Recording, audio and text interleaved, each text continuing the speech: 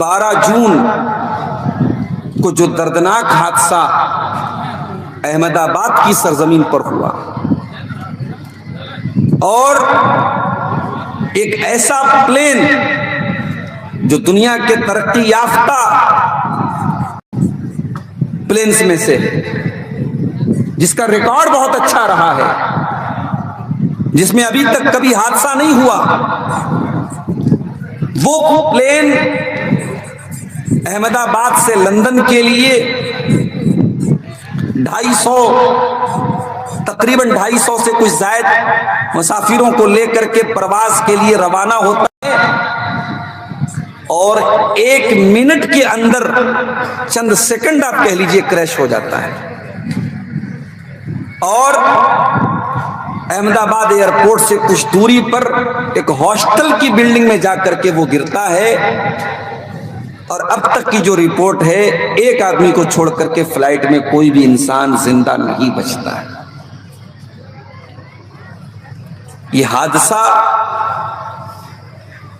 صرف مذہبی لوگوں کو سوچنے پر مجبور نہیں کر رہا ہے، میں سوشل میڈیا دیکھ رہا ہوں،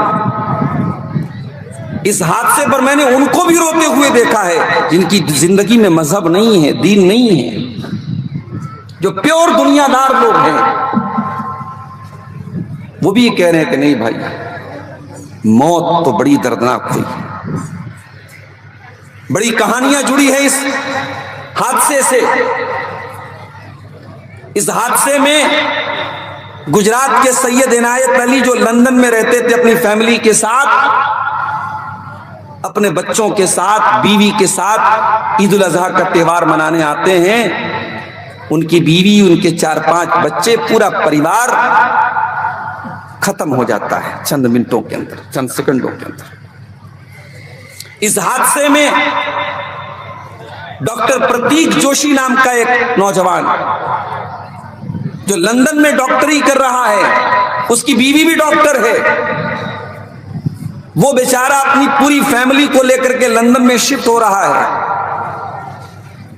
بیوی کا بھی ویزا ہو گیا، ساری کاروائیاں ہو گئیں، اور چھوٹے چھوٹے بچوں کے ساتھ فلائٹ پر بیٹھنے کے بعد آخری سیلفی لیتا ہے، اس کو نہیں معلوم کہ یہ میری زندگی کی آخری سیلفی ہو جائے گی۔ سیلفی لینے کے بعد اور فلائٹ کے تھوڑی دور چلنے کے بعد 625 فٹ کی بلندی پر چڑھنے کے اونچا ہونے کے بعد فلائٹ کریش ہو جاتی ہے۔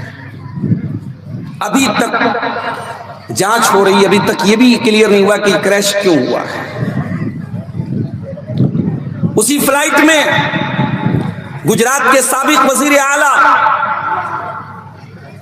وجے روپانی وہ بھی سوار تھے، اور آج میں نے بڑی عجیب بات پڑھی کہ وجے روپانی صاحب یہ عقیدہ رکھتے تھے کہ ان کے لیے ایک نمبر بڑا لکی نمبر ہے، جو ان کی گاڑی کا نمبر، ان کی کار کا نمبر بھی تھا 1206۔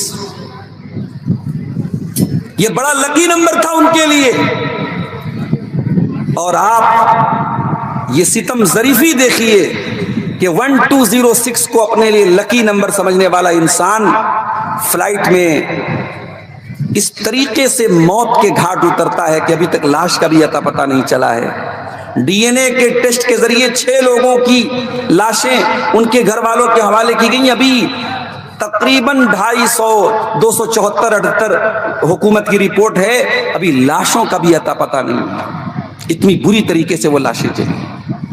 ڈاکٹر وجے روپانی سابق وزیر اعلیٰ جو 1206 کو اپنے لیے بہت لکی نمبر مانتے تھے، ان کی موت بھی 12 جون کو 12/106 کو ہوتی ہے، 12 جون کو اس پلین حادثے میں ان کی موت ہو جاتی ہے۔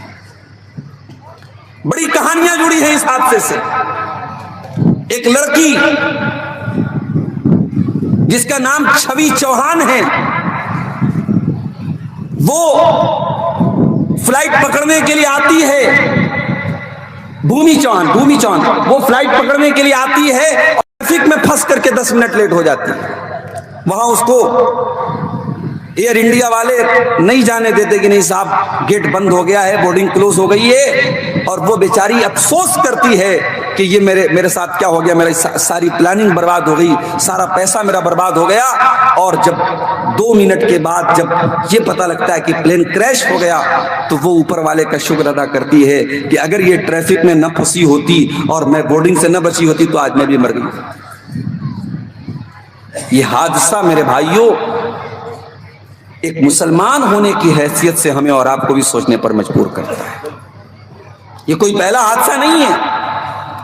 ٹائٹینک جہاز بھی جب ڈوبا تھا تو اس جہاز کے بنانے والوں کا یہ دعویٰ تھا دنیا کے سب سے ترقی یافتہ پانی کا جہاز ہے, مگر ڈوب گیا, مر گیا, اس کے مسافرین مر گئے.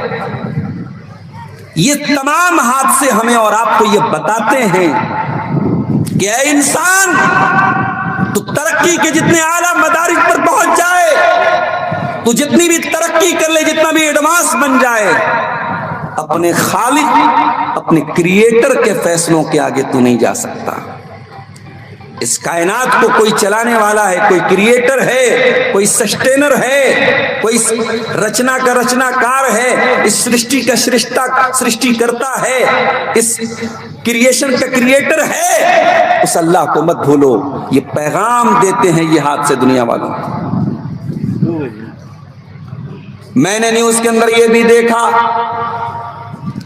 پلین کریش کے ملبے سے ہندو مذہب کی ایک کتاب جس کو ہم شریمد بھگوت گیتا کہتے ہیں, میڈیا والے اس کو بھی شو کر رہے ہیں کہ یہ کتاب, ساری لاشیں جل گئی ہیں, سارا ملبہ جل گیا ہے, لیکن ہندو مذہب کی یہ کتاب ہے جو پوری طریقے سے سیف ہے. یہ کتاب نہیں جلی ہے. میڈیا میں کچھ لوگ اس کو یہ ظاہر کرنے کی کوشش کر رہے ہیں کہ یہ اس کا مطلب کہ یہ کتاب بھگوان کی کتاب ہے, اوپر والے کی کتاب ہے.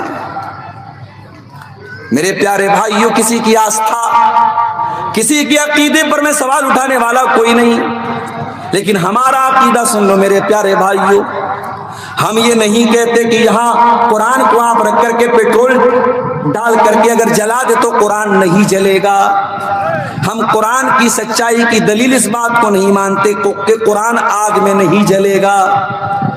ہم تو قرآن کی سچائی کی دلیل اس بات کو مانتے ہیں کہ قرآن نے جو باتیں بیان کی ہیں, قرآن میں اللہ نے جو باتیں بیان فرمائی ہیں, وہ باتیں 100% ٹروتھ ہیں, سچ ہیں, وہ حق ہیں اور قیامت تک حق رہیں گی. قرآن کی کسی بات کو کوئی چیلنج نہیں کر سکتا. یہ قرآن کے سچے ہونے کی دلیل ہے.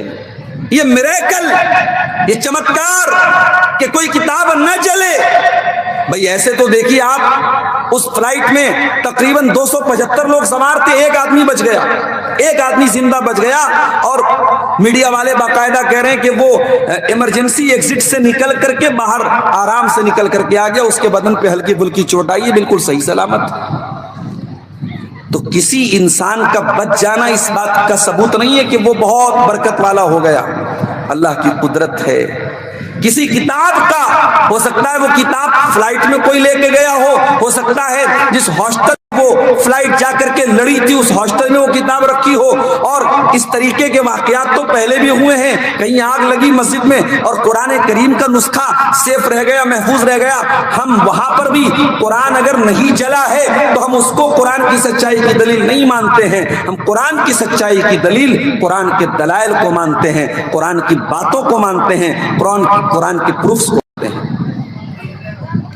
اس حادثے نے ہم کو یہ بھی بتا دیا کل نفس ذائقۃ الموت, ہر نفس کو مرنا ہے. فلائٹ پہ سفر کرنے والے کو بھی مرنا ہے, ٹرین پہ سفر کرنے والے کو بھی مرنا ہے. موت کو اس سے کوئی مطلب نہیں. آپ کے بچے کتنے بڑے ہیں, آپ کی بیوی کی کیا ضرورت ہے, آپ کے گھر والوں کی کیا ضرورت ہے, آپ نے کیا کیا پلاننگ کر کے رکھی ہے, موت کو اس سے کوئی مطلب نہیں ہے. حتی اذا جاء احدهم الموت, موت اپنے ٹائم پر آئے گی, ایک لمحہ بھی آگے پیچھے ہونے والی نہیں ہے. جس کی موت جہاں لکھی ہے وہ موت وہاں آ کر کے رہے. جس کو اس پلین کریش میں مرنا تھا اس کو کسی نہ کسی بہانے اس فلائٹ میں سوار ہونا تھا، اور جس کو اللہ کو بچانا تھا اس کے لیے ٹریفک جام لگ گیا، اس کی گاڑی روک دی گئی اور اس کو 10 منٹ لیٹ پہنچایا گیا۔ یہ فیصلے اللہ کی طرف سے ہوتے ہیں میرے ساتھ۔ انسان کو اللہ تعالیٰ نے اتنا دماغ دیا ہے، مگر موت کب آئے گی اور کہاں آئے گی یہ ایگزیکٹ علم اللہ تعالیٰ کے علاوہ کسی کو نہیں۔ قرآن کہتا ہے ان اللہ عندہ علم الساعہ، 5 چیزوں کی نالج صرف اللہ تعالیٰ کو ہے۔ قیامت کب آئے گی صرف اللہ کو معلوم ہے۔ وَيُنَزِّلُ الْغَيْثَ، بارش کب ہوگی، کتنی ہوگی، کہاں ہوگی، اللہ کو معلوم ہے۔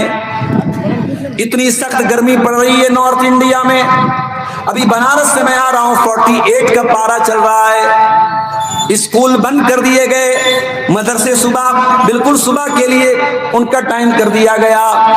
لوگ دوپہر میں گرمی کے مارے گھر سے نکل نہیں رہے، اور موسم وبھاگ کے ماہرین کا کہنا ہے اتنی تاریخ کو بارش آئے گی، اتنی تاریخ کو مانسون آئے گا۔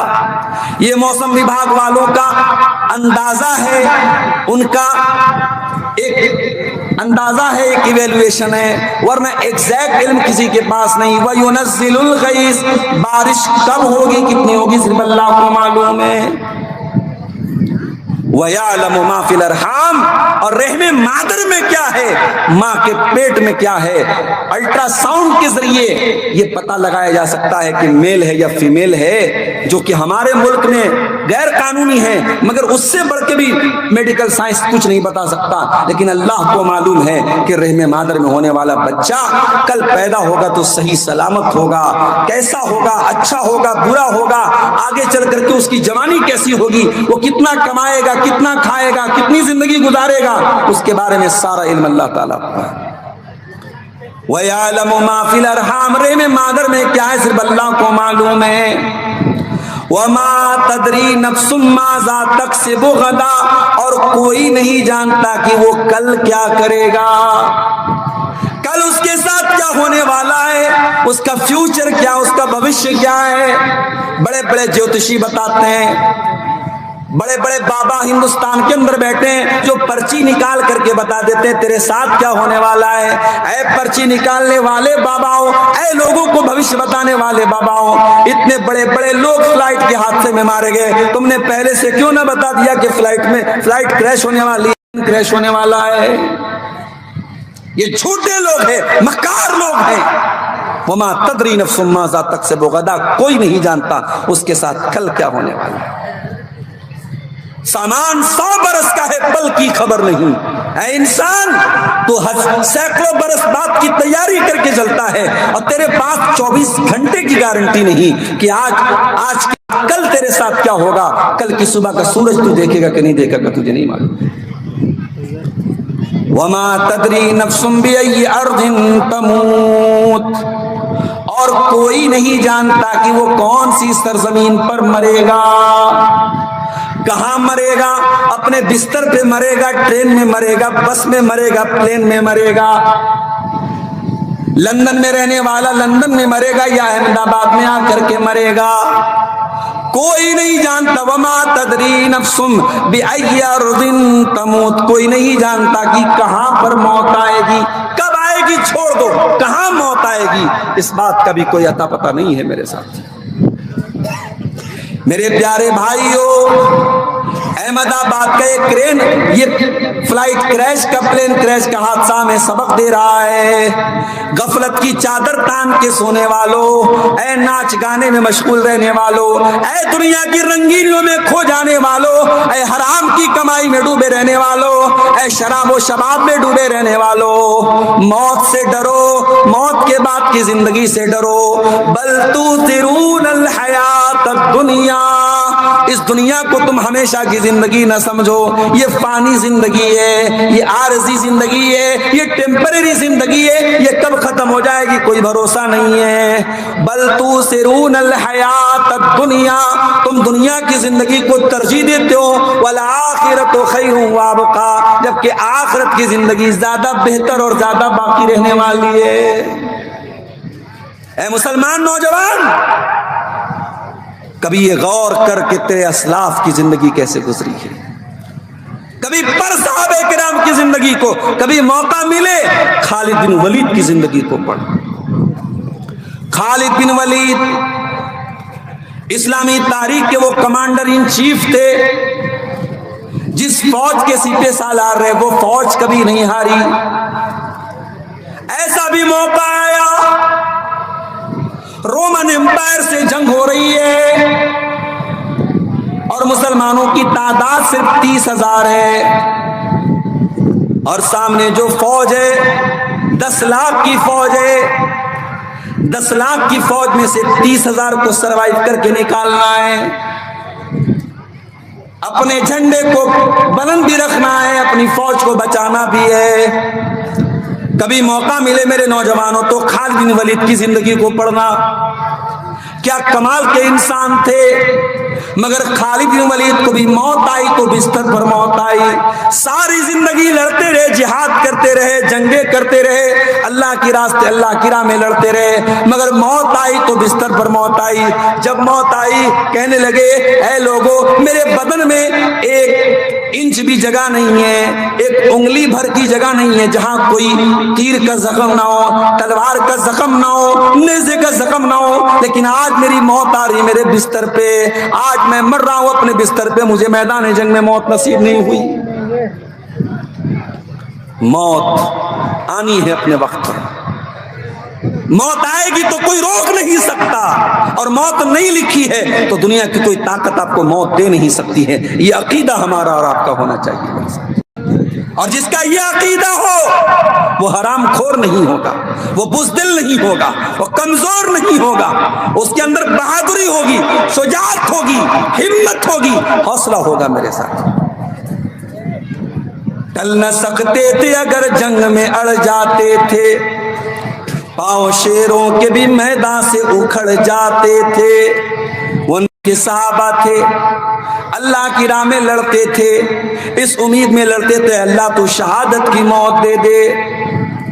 حضرت انس ابن نضر کو دیکھو میرے نوجوانوں، وہ جنگ بدر میں شامل نہیں ہو پائے، جنگ احد میں شامل ہوئے، کہنے لگے اللہ آج اگر تو نے مجھ کو موقع دیا تو تو بھی دیکھے گا میں کیا کرتا ہوں۔ جب جنگ احد کا نقشہ پلٹ گیا اور مسلمان میدان چھوڑ کے بھاگنے لگے، حضرت انس ابن نضر رضی اللہ تعالیٰ عنہ میدان جنگ میں ڈٹے رہے، کہنے لگے او لوگو مجھے جنت کی خوشبو آ رہی ہے، احد پہاڑ کے پاس سے میدان جنگ سے مجھے خوشبو آ رہی ہے جنت کی۔ تلوار لے کر کے نکل پڑے میدان جنگ میں، اور اللہ کی راہ میں لڑتے لڑتے شہید ہو گئے۔ اتنے زخم تھے ان کے بدن پہ، 70-80 سے زیادہ زخم تھے تیروں کے، تلواروں کے، حضرت انس ابن نضر کی باڈی پر۔ ان کی بہن نے ان کی انگلی کے پوروں سے ان کو پہچانا تھا۔ میرے پیارے ساتھیوں، قرآن کی آیت نازل ہوئی من المؤمنین رجال صدقوا ما عاہدوا اللہ علیہ۔ کچھ مسلمان ایسے بھی ہیں جو اللہ تعالیٰ سے ایگریمنٹ کرنے کے بعد اس ایگریمنٹ کو پورا کرتے ہیں۔ وَمِنْهُمْ مَنْ قَضَىٰ نَحْبَهُ وَمِنْهُمْ مَنْ يَنْتَظِرُ۔ کچھ ایسے بھی ہیں جو اللہ کی راہ میں شہید ہو جاتے ہیں اور کچھ انتظار کر رہے ہیں کہ کب ہم کو شہید ہونے کا موقع ملے گا۔ آگے آ رہا ہے محرم کا مہینہ، ایک طبقہ تیار ہو جائے گا صحابہ کے اوپر بھونکنے کے لیے۔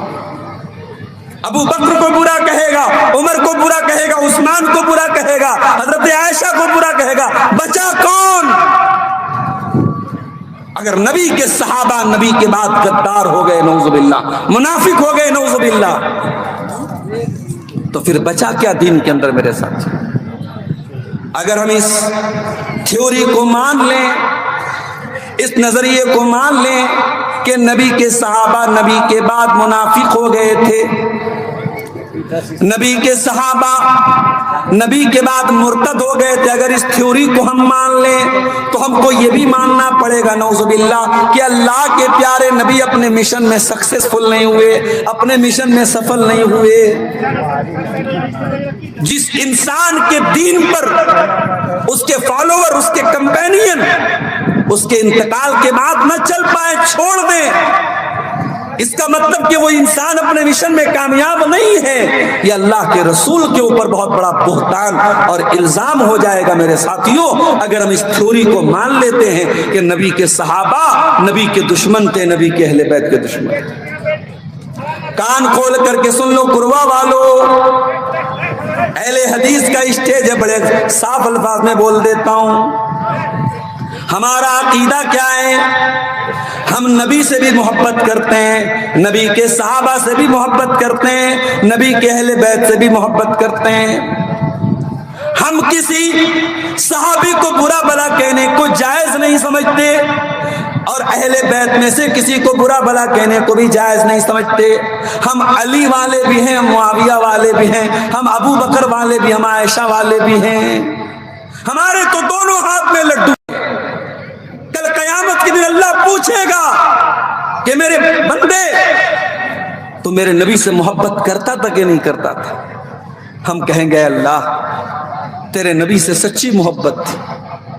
اللہ پوچھے گا اگر میرے نبی سے محبت تھی تو بتا تیرا عقیدہ ابو بکر کے بارے میں کیا تھا جو میرے نبی چہیتا تھا؟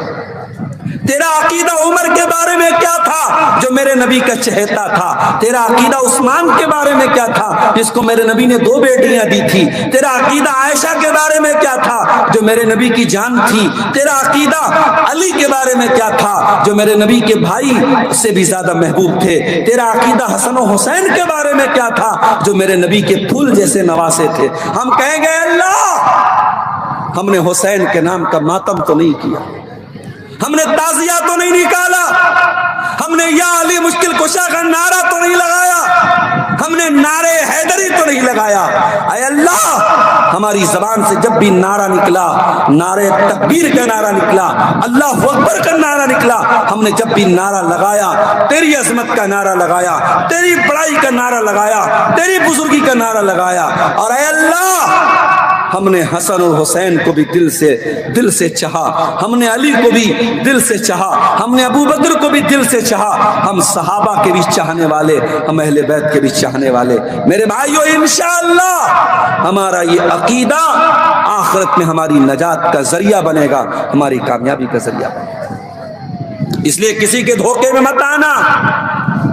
آج ہمارے بہت سارے نوجوان سوشل میڈیا کے چکر میں پڑ کر کچھ ایسے لوگوں کی تقریریں سن رہے ہیں، کچھ ایسے لوگوں کے بیانات کو سن رہے ہیں جو صحابہ کے خلاف زہر اگل رہے ہیں اور ہمارے نوجوانوں کا ذہن خراب کر رہے ہیں۔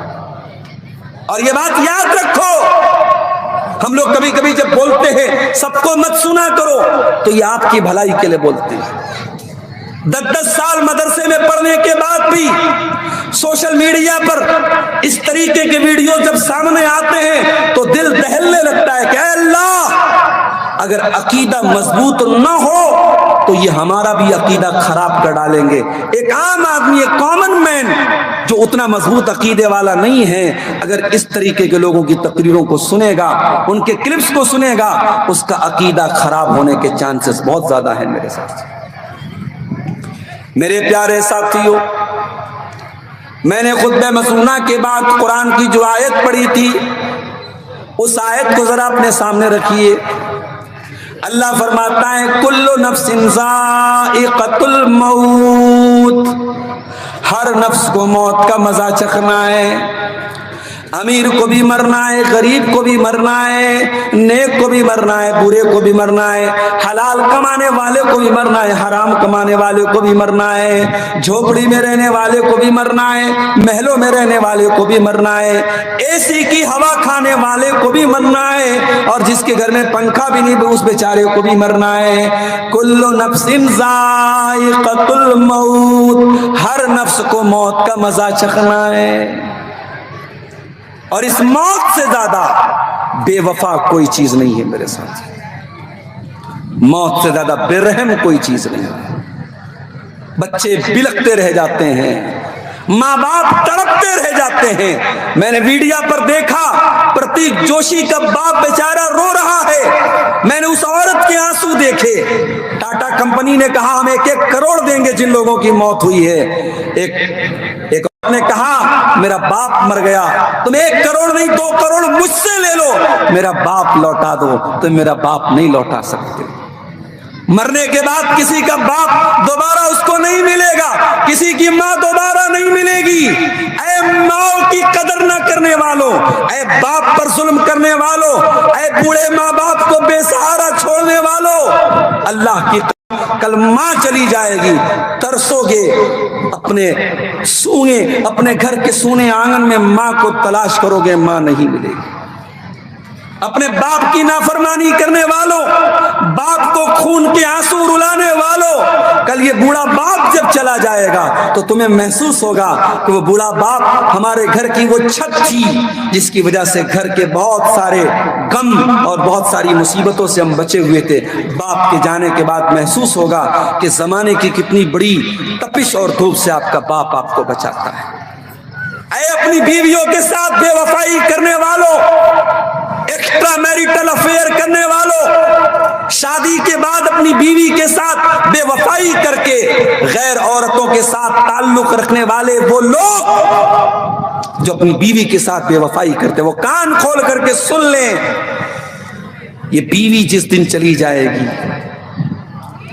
اس بیوی کا بدل آپ کو نہیں مل پائے گا۔ یہ محبت جو بیوی آپ کو دے رہی ہے کوئی ناجائز رشتہ آپ کو نہیں دے سکتا۔ یہ جو آپ کے بچے ہیں، جس دن بچے آپ سے جدا ہو جائیں گے ان کی محبت دوبارہ آپ کو نہیں ملے گی۔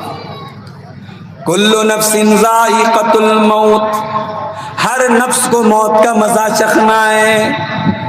وَإِنَّمَا تُوَفَّوْنَ أُجُورَكُمْ يَوْمَ الْقِيَامَةِ، اور اے انسانوں کان کھول کر کے سن لو، مرنے کے بعد تمہاری زندگی ختم نہیں ہو جائے گی۔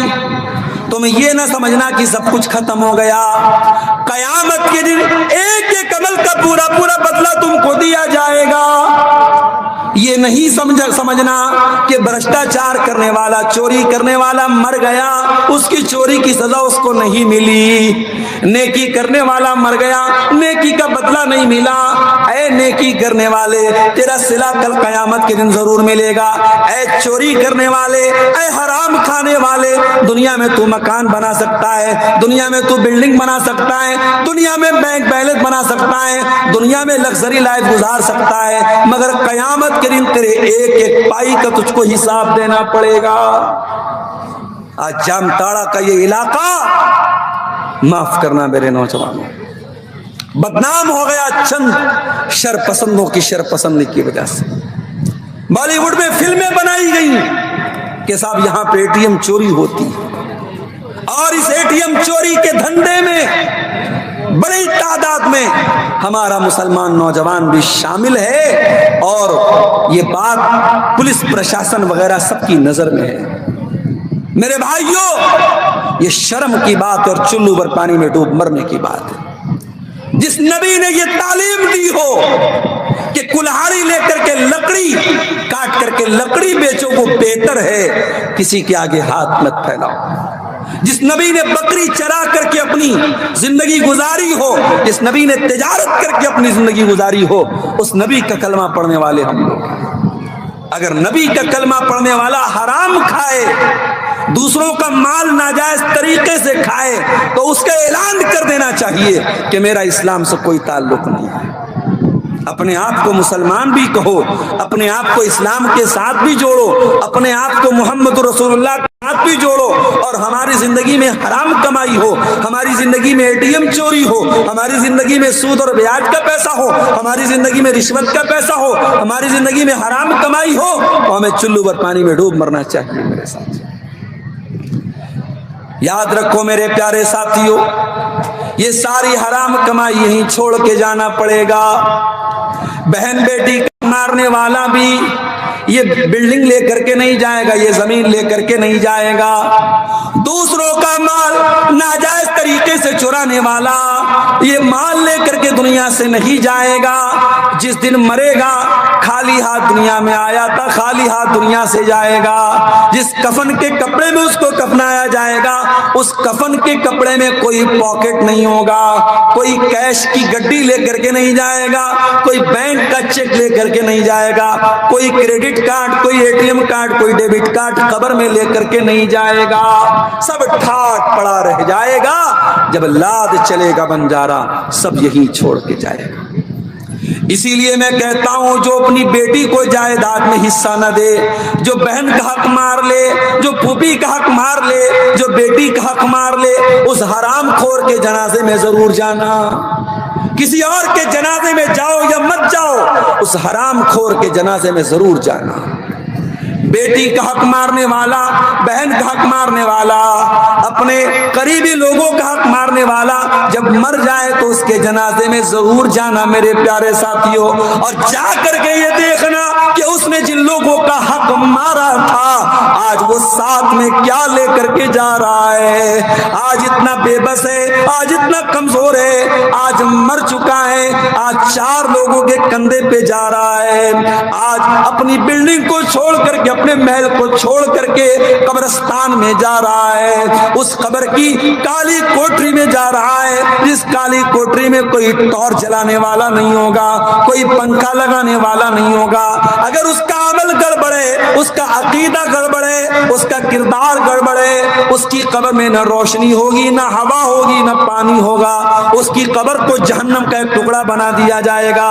میرے پیارے بھائیوں، اس حرام خور کو دیکھو کہ وہ دنیا سے کیا لے کے جا رہا ہے، کچھ بھی تو لے کے نہیں جا رہا ہے، خالی ہاتھ آیا تھا، خالی ہاتھ دنیا سے جا رہا ہے۔ بڑے بڑے نخرے ہوتے ہیں ہمارے نوجوانوں کے، نہانے جاتے ہیں تو باتھ روم میں صاف، چہرہ دھلنے کے لیے فیس واش الگ ہے، بال دھلنے کے لیے شیمپو الگ ہے، کنڈیشنر الگ ہے، پھر بدن کو دھلنے کے لیے باڈی واش الگ ہے، پھر جو ہے بدن کو رگڑنے کے لیے جو ہے کوئی الگ چیز ہے۔ بڑے اہتمام سے نہاتا ہے، گرم پانی کا الگ انتظام ہے، ٹھنڈے پانی کا الگ انتظام ہے، اپنے فیورٹ شیمپو سے نہاتا ہے، اپنے پسندیدہ صابن سے نہاتا ہے۔ اے اپنے برانڈ کے صابن سے نہانے والوں، اپنے پسندیدہ شیمپو سے نہانے والی میری بہنوں، کل مرنے کے بعد کا سوچو، کل مرنے کے بعد کا سوچو، تمہاری ڈیڈ باڈی کو دوسرے لوگ نہلائیں گے، تمہارے بدن سے کپڑے دوسرے لوگ اتاریں گے، تم تو یہ بھی نہیں کہہ سکتے ہو کہ میں تو گرم پانی سے نہایا کرتا تھا۔ اے غسل دینے والے، اے نہلانے والے، مجھے گرم پانی سے نہلا، مجھے ٹھنڈے سے کیوں نہلا رہا ہے؟ انسان اتنا بے بس ہو جاتا ہے، مرنے کے بعد اس کے اندر پیٹ دبا دبا کر کے اس کی گندگی نکالی جاتی ہے، اس کا پیشاب و پاخانہ جو رک جاتا ہے مرنے کے بعد اس کا نکالا جاتا ہے، کوئی اس کی شرمگاہ کو صاف کر رہا ہے، کوئی اس کو غسل دے رہا ہے، اور غسل دینے کے بعد کو کفنایا جا رہا ہے۔ برانڈڈ کرنے والا، وہ قیمتی کپڑے پہننے والی میری بہنوں، وہ قیمتی سوٹ پہننے والے میرے نوجوانوں، کل کفن کا کپڑا تمہیں نصیب ہوگا، اس سے زیادہ تو کچھ نصیب نہیں ہوگا۔ وہ سفید کفن کے کپڑے میں کفنا دیا جائے گا، 3 بغیر سلی ہوئی چادروں میں، 3 سفید چادروں میں تم کو کفنا دیا جائے گا۔ غسل دے دیا گیا، کفنا دیا گیا، اب اس کے بعد جنازے کی چارپائی آ گئی، لاش کو جنازے میں رکھ دیا گیا۔ جو دنیا میں بلٹ سے چلتا تھا اور بلٹ کی تیز ہارن کی آواز پورے گاؤں کو سنایا کرتا تھا، میں بلٹ سے چلنے والا نوجوان ہوں، جو اپنی اسکارپیو سے اور اپنی مہنگی گاڑیوں سے چلا کرتا تھا، جو فارچونر سے چلا کرتا تھا، جو اپنی تھار لے کر کے اپنا جلوہ دکھایا کرتا تھا۔ اے جلوہ دکھانے والوں، تمہارے سارے جلوے ہوا ہو جائیں گے، کل اتنے تم کمزور ہو جاؤ گے کہ 4 لوگوں کے کندھے پر سوار ہو کے تم قبرستان جاؤ گے۔ اے اللہ، اس لائق بھی نہیں بچا کہ اپنے پیروں پہ چل کے قبرستان جا سکے، اپنے آخری ٹھکانے پر جانے والا دوسروں کے کندھے پہ قبرستان جا رہا ہے۔ قبرستان لے کے گئے، قبر میں اتار دیا گیا، مٹی ڈال دی گئی، دعائیں مغفرت کر دی گئی. بیٹا بھی اپنے باپ سے بہت پیار کرتا تھا, باپ کے لیے کھڑے ہو کے مغفرت کی دعا کر رہا ہے, لیکن ہاں بیٹا اپنے باپ کی مغفرت کی دعا بھی تبھی کرے گا جب اسے لائق ہوگا. او لوگو, تم تو مدرسوں سے اپنے بچوں کو دور رکھے ہوئے ہو, اپنے بچوں کو مدرسے میں ڈالنے کو تیار نہیں, اپنی بچیوں کو مدرسے میں ڈالنے کے لیے تیار نہیں. ارے تم تو ایسی نسل کو تیار کر رہے ہو جو نسل تمہارے مرنے کے بعد آنسو تو بہائے گی مگر تمہارے لیے دعا کرنے کے لائق بھی نہیں بچے گی. ارے اپنے بچوں کو کم سے کم اس لائق تو بنا کے جاؤ میرے ساتھیوں. میں نہیں کہتا کہ سارے بچوں کو آپ مدرسے میں ڈالو, لیکن کم سے کم اس لائق اپنے بچوں کو بنا کے ڈالو کہ کل جب تم مر جاؤ تو تمہاری جنازے کی نماز وہ کھڑا ہو کے پڑھ سکے, تمہارے لیے مغفرت کی دعا کر سکے, جب دعا کے لیے ہاتھ اٹھائے تو کہہ سکے رب ارحمہما کما ربیانی صغیرا. اے اللہ میرے ماں باپ پر رحم فرما, میرے ماں باپ نے بڑی مصیبتوں میں مجھ کو پالا تھا, اے اللہ تو میرے ماں باپ پر رحم فرما. اس لائق تو اپنی اولاد کو بنا کے جاؤ. میرے پیارے ساتھیوں, وہ اولاد اپنے ماں باپ سے بہت محبت کرتی ہے, مگر قبر کی مٹی دے کر کے آپ کا بیٹا بھی چلا آئے گا. قبر میں جب منکر نکیر آئیں گے اور آپ سے سوال و جواب ہوگا, وہاں نہ بیٹا آپ کے کام آئے گا, نہ بیوی آپ کے کام آئے گی, نہ باپ آپ کے کام آئے گا, نہ بھائی آپ کے کام آئے گا. اور یہ تو قبر کا منظر ہو گیا. ذرا اور آگے بڑھو, جب قیامت کا دن آئے گا, حضرت اسرافیل علیہ السلام 2 مرتبہ سور پھونکیں گے. پہلی مرتبہ جب سور پھونکیں گے تو دنیا میں جتنے انسان زندہ ہوں گے سب کے سب مر جائیں گے. فَصَيْقَتْ مَنْ فِي السَّمَاوَاتِ وَالْأَرْضِ.